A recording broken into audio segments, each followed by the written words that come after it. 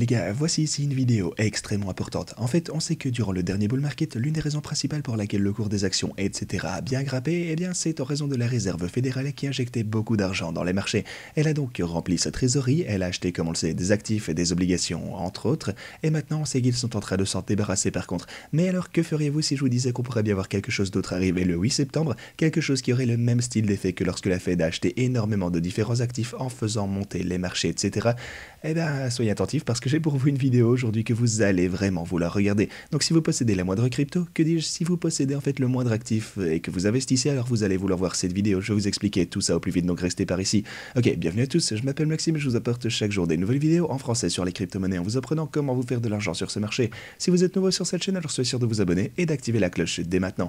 Et ceci étant dit, commençons tout de suite ici sur notre intervalle plus court avant qu'on discute de ce truc extrêmement important qui va survenir donc le 8 septembre comme je le disais dans l'intro. Alors, déjà, pour les marchés traditionnels, vous voyez en ce moment qu'on a chuté. Vous voyez aussi qu'on a eu une chute, en fait, plutôt décente hier sur cette chandelle de 4 heures. Mais on s'est tout d'abord fait supporter sur le bord de ma boîte orange, juste là, sur la mèche, comme vous pouvez le voir. Ensuite, sur le bord de la chandelle, le corps de chandelle. Et ouais, à partir de là, en fait, à partir de ce niveau, on a obtenu une poussée à la hausse. C'est cool. On a déjà effacé les pertes qu'on a vues précédemment, donc c'est chouette. La boîte orange s'en sort donc toujours vraiment pas mal. Et c'est la raison pour laquelle il nous faut surveiller tous ces niveaux, les gars. Il s'agit de supports et résistances extrêmement importants qui peuvent vous aider à vous faire de l'argent et il vous aide aussi à ne pas vous faire démolir sur un trade. Du coup, assurez-vous de garder un œil sur tout ça. Ok, maintenant ce que j'aurais aussi aimé vous montrer de ce côté, et c'est d'ailleurs plus apparent sur l'intervalle de 8 heures, même si c'est plus inhabituel, mais ça marche aussi sur celui de 4 heures, mais bref, vous pouvez voir qu'on est en train de former un potentiel double bottom de ce côté, c'est intéressant. Comme vous le savez, il s'agit là en fait de l'un de mes patterns préférés, enfin vous le savez peut-être, à savoir une tendance donc descendante pour venir former le fond, ensuite on remonte, on imprime une encolure qu'on a juste ici, et ensuite vous rechutez, vous formez ce bottom suivant, mais ce creux est légèrement plus haut que les précédents. En tout cas, c'est le cas ici, mais je dois dire que c'est ce qui se passe le plus souvent, on peut le remarquer. Et bref, ici on se retrouve avec notre encolure en fait, et ouais, ce que je voulais dire, c'est que pour que ce pattern devienne quelque chose de tradable, entre guillemets, si je peux dire, eh bien, il va falloir qu'on dépasse l'encolure qui se trouve juste ici. Avant ça, on peut pas en faire grand chose. Donc si jamais on pouvait voir ce mouvement, alors je m'attends à ce qu'on puisse voir une petite explosion jusqu'à atteindre... Attendez, bon, on va dire quelque chose comme ce niveau de consolidation juste ici peut-être, ok? Donc attendez-vous à une poussée pour monter jusqu'aux 21 700 $ en tant que première cible potentielle si on pouvait redécoller à partir de cette formation en double sommet, ce qui encore une fois n'est pas du tout certain non plus. Mais bon, quoi qu'il en soit, jetons un petit coup d'œil de ce côté parce que ça fait un moment qu'on parle de ce biseau descendant pour le Bitcoin. Vous pouvez voir qu'on est toujours en fait en train de galérer au sein de cette formation. Je pense qu'on sortira de toute façon de ça dans pas longtemps, je pense que ça devrait se passer d'ici maximum 3 ou 4 jours peut-être, c'est là qu'on aura la résolution de ce biseau en question. Donc est-ce qu'on va pouvoir repartir à la hausse? Est-ce qu'on va avoir une cassure à la baisse? J'en sais rien, dites-moi ce que vous en pensez en commentaire. Quoi qu'il en soit, ce genre de truc part souvent à la hausse, on sait qu'on a plus souvent tendance à avoir une percée qu'une cassure, donc il va falloir garder un œil sur ceci également. Et sinon, pour l'Ethereum, les gars, on a vraiment quelque chose d'intéressant de ce côté, parce que mes niveaux de support juste ici, eh bien ils sont encore plus efficaces pour l'Ethereum, on dirait, regardez comme ça respecte à merveille. Tendance descendante, on vient trouver du support ici en plein sur ma ligne, ensuite on redécolle, en perçant la résistance ici, en respectant tous les niveaux encore, hop, on rechute, et juste là on est venu retrouver du support à 1, 2, 3 et 4 reprises sur l'intervalle de 4 heures juste ici, afin de pouvoir obtenir cette énorme chandelle verte pour l'Ethereum. Donc voilà, surveillez un petit peu tous ces niveaux sur ce graphique de l'Ethereum une fois encore si vous voulez le trader. Il s'agit absolument de patterns que vous pouvez trader pour vous faire de l'argent. Donc en parlant de ça, si vous voulez trader, n'oubliez pas de vous inscrire à notre compétition de trading. Vous avez ce lien en description juste ici pour le faire, où vous serez en mesure d'obtenir aussi jusque 10 000 $ en bonus.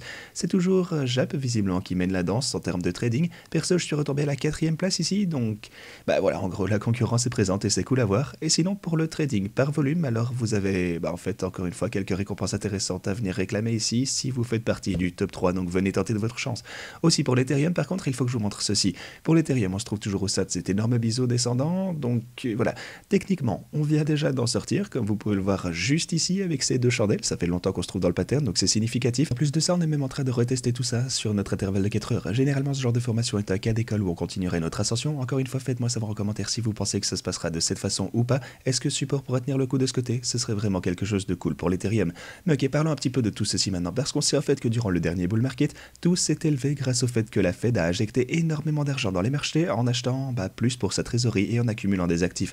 Bien sûr, ils ne peuvent plus faire ça maintenant, on le sait, ils doivent vendre des actifs et ouais, ils tentent simplement de maîtriser l'inflation comme ils le peuvent. Mais pourtant, devinez quoi? Eh bien, le 8 septembre, ils vont mener un test concernant quelque chose de nouveau qui, pour vous résumer tout ça le plus simplement possible, parce que c'est un petit peu compliqué, ça va permettre aux banques de racheter des trésoreries et ensuite de les revendre à la Fed.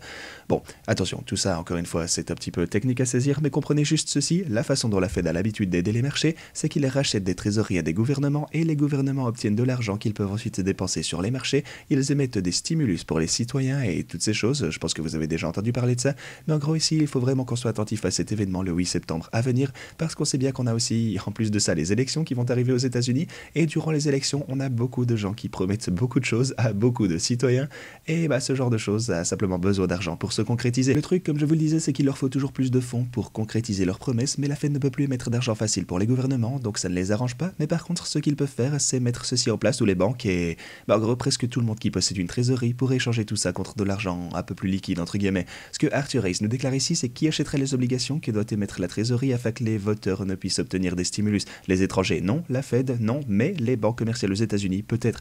Et si les banques aux États-Unis pouvaient acheter des trésoreries et ensuite les passer à la Fed en échange de dollars, ensuite les banques pourraient prendre ces dollars et les utiliser en levier sur les marchés financiers, résultant en davantage de liquidité et de poussée de la part des actions. Donc voilà, si vous voulez en savoir un peu plus sur tout ça, vous pouvez aller voir le compte CryptoEye sur Twitter. C'est un type vraiment intelligent qui a déjà publié plein de trucs super intéressants et on a tous les détails de ce qu'il en pense ici.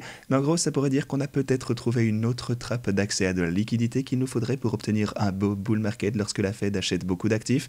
Et ben en gros, qu'elle émet pas mal d'argent en fait, c'est de ça qu'on a besoin. Du coup, on pourrait bien revoir le même effet arriver juste ici. Pour le coup, c'est toujours très spéculatif, on devra toujours surveiller ça et voir ce qui va venir de cette situation lorsqu'on aura davantage d'informations. Et à ce moment-là, bien entendu, je vous ferai savoir tout ce que je possède au plus vite, donc assurez-vous de vous abonner dès maintenant et d'activer la cloche. Mais voilà définitivement quelque chose de super intéressant. C'est le genre de truc qu'on doit commencer à voir pour trouver des solutions. Il faut qu'on creuse un peu cette possibilité parce qu'on n'a pas énormément d'informations tant que maintenant, mais si jamais on pouvait lire entre les lignes et prédire d'un point de vue macroéconomique ce qui est susceptible de se passer, alors ça pourrait être extrêmement bénéfique pour nous en tant que traders.